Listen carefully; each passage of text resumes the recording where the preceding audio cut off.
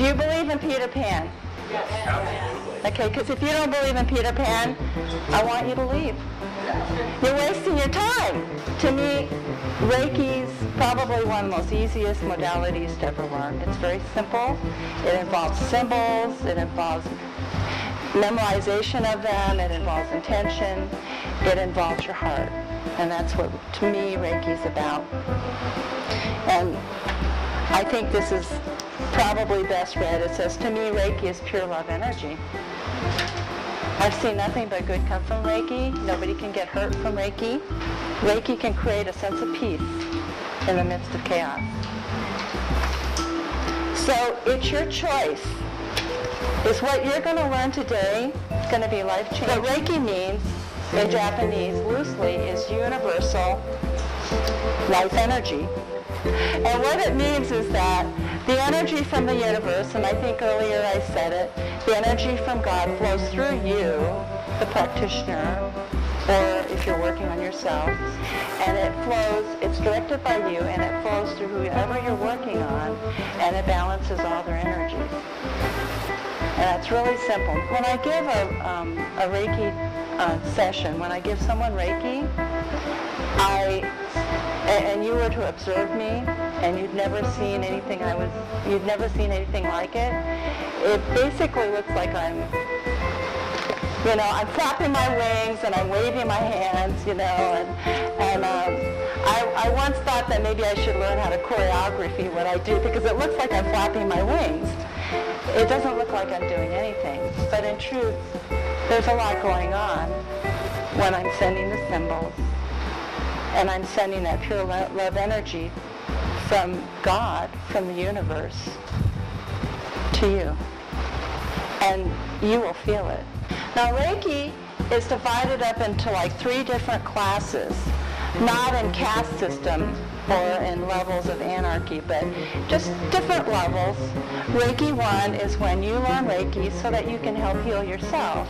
I mean, I'm sorry, but there isn't anybody on the planet, except maybe your mom, that loves you as much as you do. That's what Reiki 1 is about. It's about working on you. You stub your toe, you want to help the boo-boo. Your neck hurts, you want it to feel better. That's what Reiki 1 is about. If I have something that I have to deal with, maybe in the future, I can send Reiki to the future. Or if I want to, if Michael is going to go to Africa and try to kill an antelope or something, I don't know, go hunting, I can send Reiki to Michael in another place. And that's what Reiki 2 does for you. Now, Reiki 3 is when you become a master or a teacher. That's where I am, and that's where several of the people are in the room.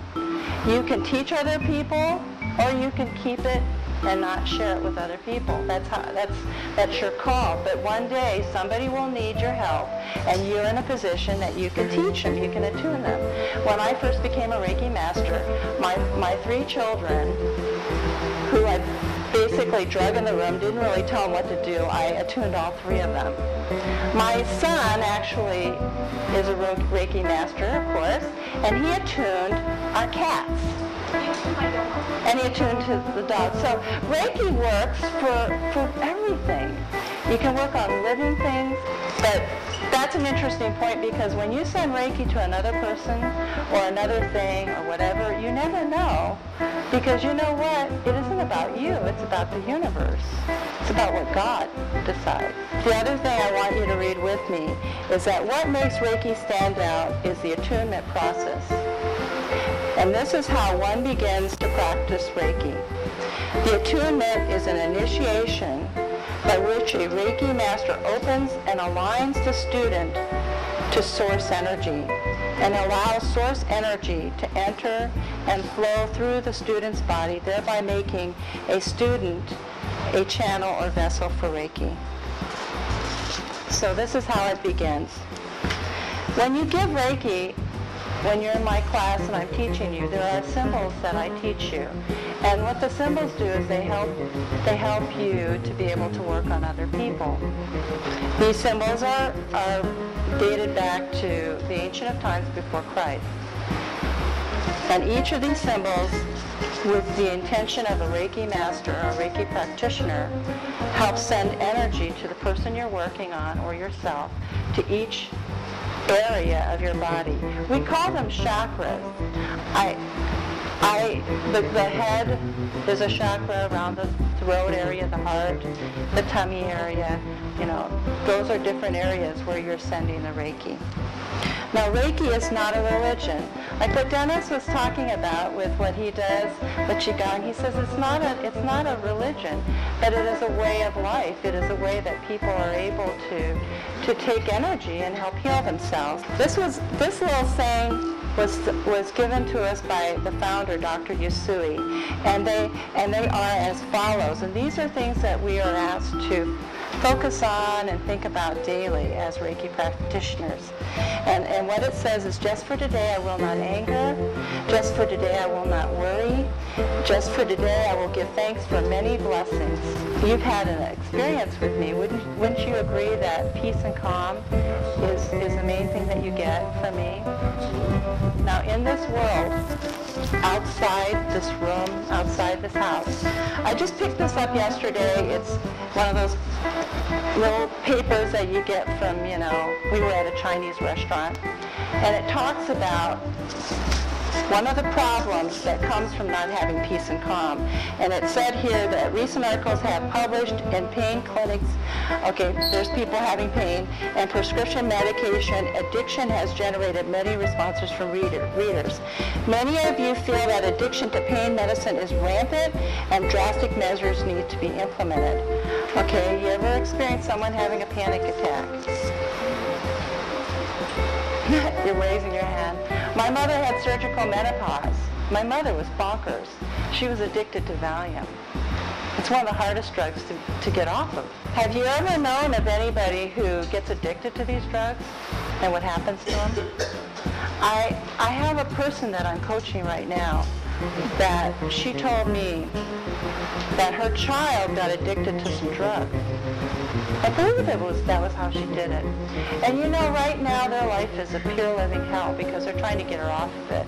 As a matter of fact, in this article here, they're talking about their child that they're trying to get off the drug.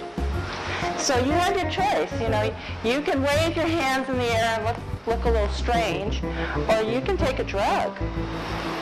You have your choice. And I'll tell you, many of you have taken medication, and you've seen the effects of it.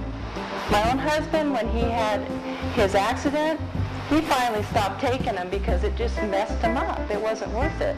But I have seen in my personal experience with Reiki that little treatment, that session that I do, has taken away the pain. The one thing I did mention before was when I became a Reiki master, my student was really adamant about me teaching her, and we had worked on her husband, and this was the first experience I had with Reiki in teaching other people.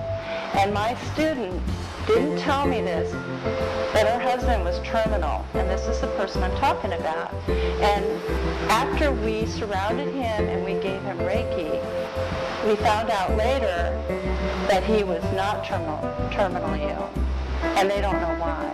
And she believes it's Reiki. Is this coincidence? Is this a game that we're playing with our mind? I don't know. But you know something? If it's a game, then I'm totally insane because I've seen Reiki work so many times. My last statement is this. It's my desire that when you go home tonight and you think about your time with me, I hope you think about your time. I hope you call me with a miracle. That would be good. And I want your thoughts to be that of a blessing, and that knowing no matter what, that happiness is your birthright. Namaste. Thank you.